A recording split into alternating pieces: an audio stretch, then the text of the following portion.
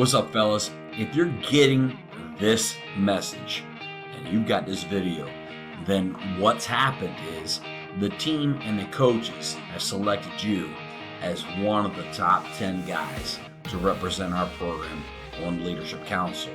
Now, I know that can be intimidating for some, and I want to first and foremost tell you that it doesn't need to be that way. I tried to frame this up in my first video that went out to the entire program of what this looks like and what it's supposed to be. And so let's just help you understand this and break it down a little bit. Everybody's a leader, everybody. And we want to obviously continue to grow that leadership in a positive way. And so you have the opportunity to do stuff that maybe some other guys aren't ready to do. And it doesn't mean that they're less of a leader, it's just their timing isn't there. Maybe it's just the way others look at it. Or maybe they just don't have the quite feel of the ebb and flow. There's guys that got votes that, they didn't quite get enough, but they were voted on because they do have some leadership qualities, but maybe they didn't get enough votes because they just haven't been with us a whole long time to understand the ins and outs of our program and what the mission and expectations are. So I don't want to overwhelm you and make you feel like you got to be something that you're not. That's not the case. Everybody's a leader. Everybody is. You're already a leader. You've demonstrated that in so many ways. I just want to kind of point you guys into a certain direction and give the team an idea of those guys who are going to kind of be the facilitators of taking things that we may ask as a school, as a coaching staff, as a program, and passing it down to the other players and ensuring that it gets done. I know that I can articulate things to you guys. You'll understand it. You understand the benefit of it. You bought into it. You believe in it. And I know that you can probably translate that to the team, maybe in some cases better than I can. And that's what it comes down to. Furthermore, we want to help you guys learn and establish yourselves as leaders. A great team is obviously going to continue to be led by its players, not the coaches. And so this is what we're trying to do. And rather than setting you up to be failures or fall on your face, I want to kind of create some guidelines of what it looks like. And I did that initially when we sent out the first video about this whole voting thing. And what you can see is these are the things that I asked guys to think about when they evaluated the type players they thought that could represent us on the Leadership Council. You should have watched the first video, and if you didn't, you might want to go back and check it out. Or if you don't remember, certainly go back and check it out and review these things, because this is what people should have thought about when they voted for you to be one of these guys. And so let's dive in this a little further and let's talk about what you should look at trying to do when you are a leader. And so that way you can decide whether you want to do this or not. Because at the end of the day, we're not asking you to be perfect, but we are asking you to point in that perfect direction. And so I want to make sure that you guys are all on board with this to ensure that it's not about being a guy who never makes a mistake. It's just about a guy trying to do the things that we need to get done to ensure that we're the best program possible. So let's go into the first slide here. First, understanding your example. This is so important.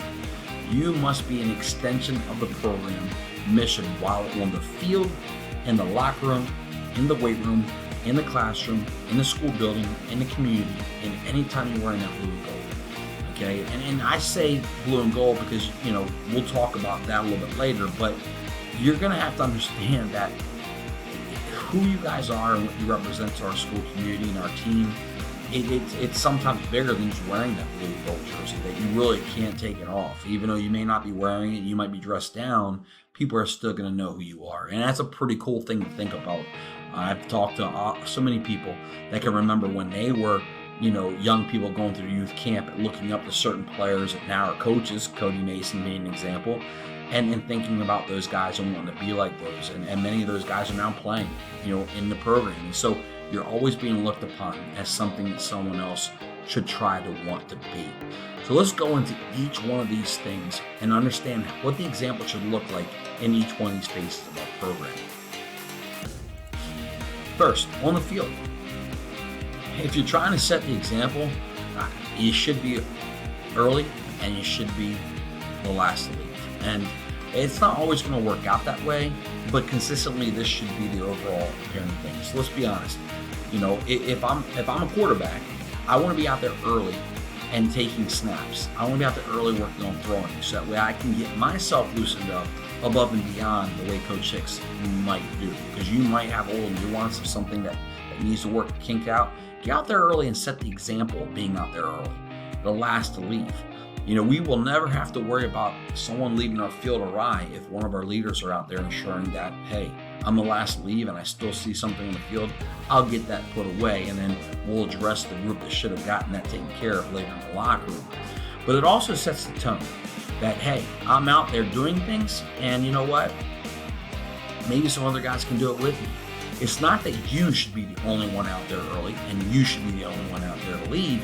But when the 10 guys that we put on as leadership council are doing that, others will find value in it and follow suit. Because you're not doing it just for me. You're doing it because it's a great habit to have. What can we do more early? We can take extra reps. Why not get out early and start throwing the ball or catching the ball or getting the judge machine fired up? Why not stay late, grab a coach, and work on running that route better that you didn't get during practice? Or work on maybe taking an extra couple reps on conditioning, or work on a step or two with a lineman without the coach maybe. These are things that I think great performers do. Not just on the field, but in work, in the classroom, doing a little extra. You can look at countless professionals in the league that do more than what's required of them. Team practice reps are for the team. Individual reps are for the individual, working on specific skills that they might want to get better in. Be in uniform. Try your best to always have what you need to have on the field. Don't be the guy who doesn't have the proper gear on or have the proper stuff going, okay? And make sure you look good in that uniform. Keep things clean, keep things ready to rock and roll. Take the initiative and hustle everywhere, right? There's going to be days you're going to be tired, and you know what? You may not be able to hustle because you're feeling sorry for yourself. Everybody's going to hit that moment. We're not expecting you to be perfect in that. But when a coach recognizes the leader, expect him to reach out and say, hey, I need you to hustle, Derek, or I need you to hustle, Tyson, or I need you to hustle, whoever. Because we know that when you do that, others are going to follow. And we're going to call you out on it, not to be rude or ridiculous. It's not that we don't see other people, but because you're the guy out in front, other guys will follow you doing it. And trust me, we're not going to be judgmental or critical because you're having a day in which the heat's gotten to you. It's the response that matters. How did you respond? Was your body language good? Was your verbal language good? Those things matter. And so when a coach corrects you, trust him. He's trying to get you going in a positive direction, the direction you were built to be in. And so just respond in a positive way and let's go. It may not be comfortable, but lean on your teammates, lean on those coaches to help get you through it. With the verbal language, be mindful that sometimes on the field, people are going to be on the field that aren't quote unquote your teammates. Other people in addition to your teammates maybe. And those people could be family members. They could be little kids. Heck, there could be a game going on in the stadium next to us, and our volume can carry, especially when we're having a great day and a lot of enthusiasm. Be mindful of what you're talking about and the language you're having. Set that example so that way it's easy for others to understand it and help others understand, hey, this is not the place. I'd always try to help you guys understand. I try not to cuss. You rarely have heard me ever say anything. I certainly have not lived a life free of cussing, but I'm going to go out there and not try to berate you and use that language. And I know our coaches are trying to, although we all slip up. I want you guys to kind of have that same mindset because it's a frame of discipline. It's not a matter of what, I know that you guys may use that locker room talk or you might talk that way amongst each other. But if we can find a way to control it on the field, then maybe we control it more in a safe way. All right? Body language is important. Guys, think about the body language because that's a lot of times the only people can see and read. Coaches can see and read. The opposition can see and read. If your hands are on your knees and they're trying to punch in the end zone, they got to read, you're feeling sorry for yourself and you're tired. Keep your chin high, keep your shoulders back, keep your chest up, and let's be ready to rock and roll. Yes, coach. Yes, teammate. Let's go.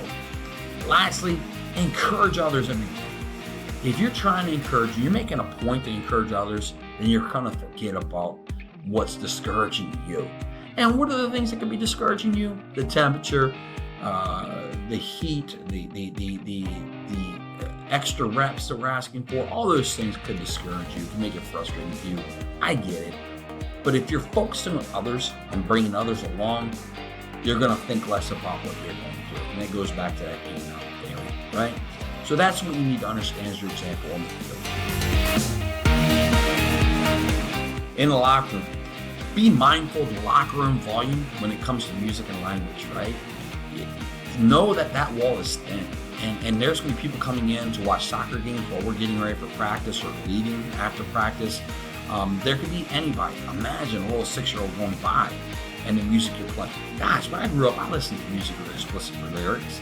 And I'm not saying that it didn't exist back then. I'm just saying that I, back then, and you right now need to be mindful of what's going on the other side of that wall. Be mindful of what it does to prepare us for practice and what it does to prepare us for a game. And know that we don't want to have a negative environment that surrounds us because of what we have going on in our locker room. That goes true with the language and stuff. Know that your banter and your engagement with each other can carry through those walls as well. So keep the volume as low as you can and be mindful that what you're saying could be projecting through that wall and other people can hear you. All right? Cleanliness is paramount. Not only is it paramount because it requires discipline and effort to make sure things are tidy and orderly, but it also keeps things healthy, right? We don't want the mice and the rats to come back. And when we keep things in that room that aren't conducive to a healthy environment, food wrappers, trash on the floors, inner lockers, use a trash can and model that and expect your teammates to do it too. Expect your teammates and take your stuff home on a regular basis to keep it clean. When we set up the locker room the way we want it set up, where we put the helmet, where we put our shoes, where we put our shoulder pads, keep your locker looking that way, so that way everybody else can see, hey, when Coach Snead says we need to get this place squared away, you guys are all locked in. And it's easy for you guys to ask those guys to do that when you're modeling it yourself. Leave the contentious occurrences on the field. Gentlemen, when you're growing, you're going to have moments of discomfort. It could be a coach asking you to do something, an extra rep, and you can't see the value of it. You just gotta go. And you know what? You may not like it, but you gotta go. And then it could be an opportunity when you're out in the field and you're going hard and you put a guy on his back on a great block and he doesn't like it because he's tired, he's hurting, and he's been getting his butt kicked all day, hasn't been his day, and he says something to you don't like. And you know those things are going to happen, and you're going to have to turn another cheek and smile, walk away if you can. But if you can't, because we get into it because we're brothers, we got to leave those things on the field, and we do not bring them in the locker room. The locker room is a place where we separate what we did on the field. You're going to find that when you walk off the field, I'm not carrying any malice or any frustration that I should have from what may have happened on the field, because it's a new day once we walk off the field and we need to clean a slate and rock and roll. Know that we're all working to get each other better and become better, and everything's a process of getting us there. And although it may be contentious and frustrating at times, trust that we truly do care and love each other, and even when we can't see it, know that this guy's got my back. Bring an enthusiastic attitude when you come into that locker room and encourage others when you leave. You know, don't walk in the locker room with your head down, oh, we gotta go to practice. Come in there, man, we get to go out to practice. Let's go, I'm excited, right? And then when you're leaving, dap a guy up who's sitting in the locker. Tell him he did a nice job today. I appreciate the effort he gave and how much better he made our team. Those things go a long way. And once again, we're taking the focus off ourselves and putting it on others. Not a hard thing to do and very rewarding in the end.